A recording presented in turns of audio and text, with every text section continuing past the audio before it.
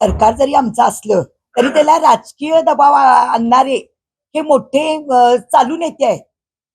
त्यांचाच खेळ चाललाय. म्हणून आम्हीच आमच्या सरकारला सुद्धा विनवणी करणार आहे की यांच्यावर गुन्हा झाला पाहिजे. तुमचं इथं प्रत्येक गोष्टीत जर राजकीय हे चालत असेल तर तुम्ही अशा स्त्रीवर एक हे करता कामा नये.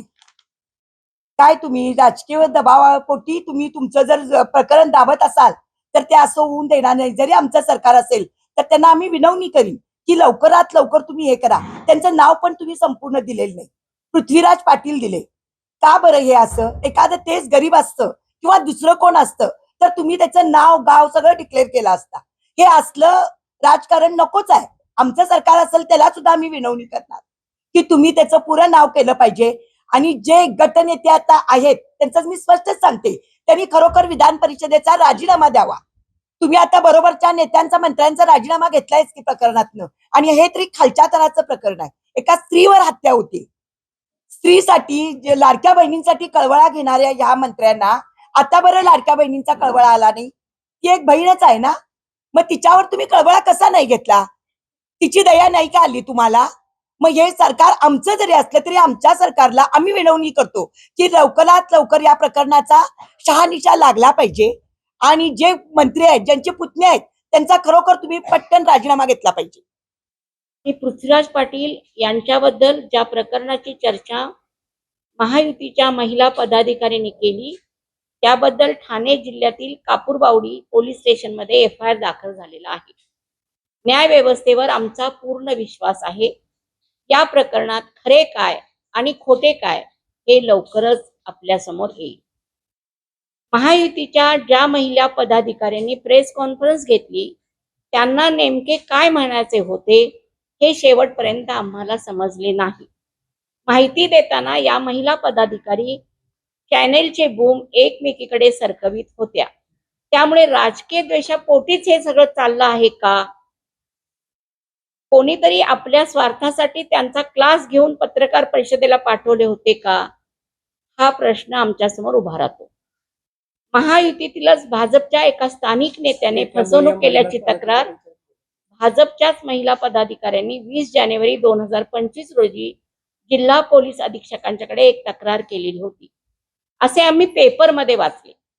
आज पत्रकार परिषद घेणाऱ्या महिला पदाधिकाऱ्यांनी या फसवणुकीच्या प्रकरणात आवाज का उठवला नाही?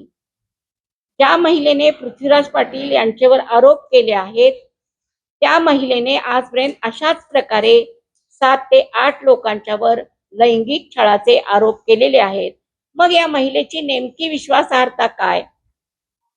1 ऑगस्ट 2024 रोजी टाइम्स ऑफ इंडिया या दैनिकातील एक बातमी आमच्या वाचनात आली आहे. त्याचा सारांश असा: एका महिलेच्या घटस्फोट प्रकरणातील ठाण्यातील 60 वर्षे वयाच्या चौगले नावाच्या एका राजकीय व्यक्तीने या महिलेला मदत केली. पण याच चौगले नावाच्या व्यक्तीच्या विरोधातच लैंगिक छळाची तक्रार या महिलेनं केली. या पुढे जाऊन या प्रकरणात वकील असलेल्या देशमुख नावाच्या वकिलाच्या विरोधातही अशाच प्रकारची तक्रार या महिलेने केली. या वकिलांना पोलीस कोठडी सुद्धा झाली. पण या वकिलांनी ज्या दिवशी या महिलेने आपल्यावर गाडीत अत्याचार केल्याचे तक्रारीत नमूद केले आहे त्या दिवशी आपण दिल्लीतील सुप्रीम कोर्टामध्ये होतो. ज्या कारमध्ये अत्याचार झाला असे नमूद केले ती कार सुद्धा आपल्या ऑफिसच्या दारात होती. याचे पुरावेच कोर्टासमोर जाहीर केले. संबंधित महिलेने देशमुखांच्यावर केलेले आरोप हे बिनबुडाचे व रचलेला बनाव असल्याचे सिद्ध झाल्याने न्यायालयाने संबंधित वकिलाला तात्काळ दोषमुक्त केले होते. या प्रकरणातील तक्रारदार महिला सुद्धा हीच होती अशी आम्हाला माहिती आहे. ही महिला कोल्हापुरातील आपल्या आजीकडे राहत असताना त्या ठिकाणी असलेल्या एका कुळाने आपला विनयभंग केल्याची तक्रार तिने केली होती. खोटी तक्रार केली होती अशी आज आमची माहिती आहे. तसेच कोल्हापुरातीलच एका डॉक्टरला संपत्तीसाठी आपल्या जाळ्यात ओढण्याचा प्रयत्नही या महिलेने केल्याची आम्हाला माहिती आहे.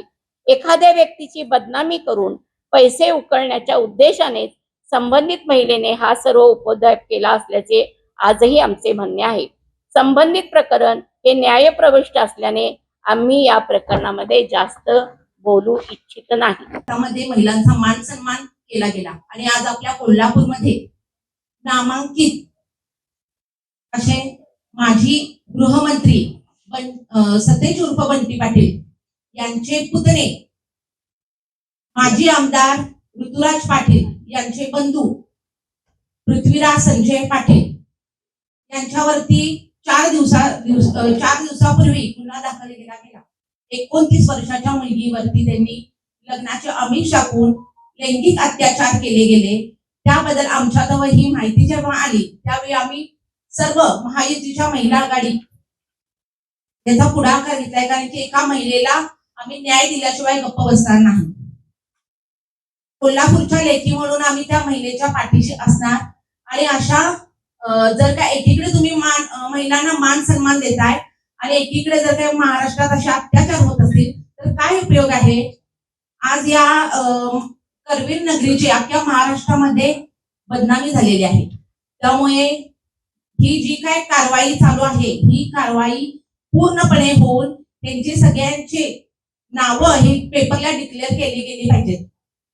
ही आमची सगळी महिलांची हे आहे, कारण की महिलांचा मान हाच महायुतीची शान.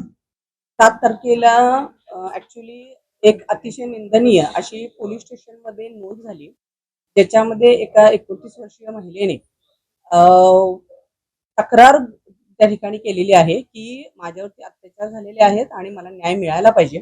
खरं तर खंत या गोष्टीची वाटते की 8 मार्च हा महिला दिन म्हणून साजरा केला जातो, परंतु 7 मार्चला अशा पद्धतीची अतिशय निंदनीय घटना घडून सुद्धा त्याचा कुठेही ओवापोह झाला नाही. किंबहुना आज 10 तारीख आहे, अजूनही त्या ज्यांनी गुन्हा केला त्यांच्यावरती कुठलीही कारवाई झाली नाही. एक महिला म्हणून सर्वप्रथम मी या सगळ्या घटनेचा निषेध करते आणि मला असं वाटतं की महिलांना कुणी अशा पद्धतीने अत्याचार किंवा जर हे केले तर त्याच्यामध्ये त्या जेव्हा असा गुन्हा घडतो तर त्याला तात्काळ अटक किंवा शिक्षा ही व्हायलाच पाहिजे. आणि मला असं वाटतं की आज जर तुम्ही बघित असाल तर समाजामध्ये जर काही अशा पद्धतीच्या घटना घडल्या असतील तर लगेच कारवाई केली जाते, परंतु आत्ताच या घटनेला का दुजोरा दिला जातो असा आमचा प्रश्न आहे आणि लवकरात लवकर त्या मुलगीला न्याय मिळावा अशी मी या ठिकाणी अपेक्षा व्यक्त करते.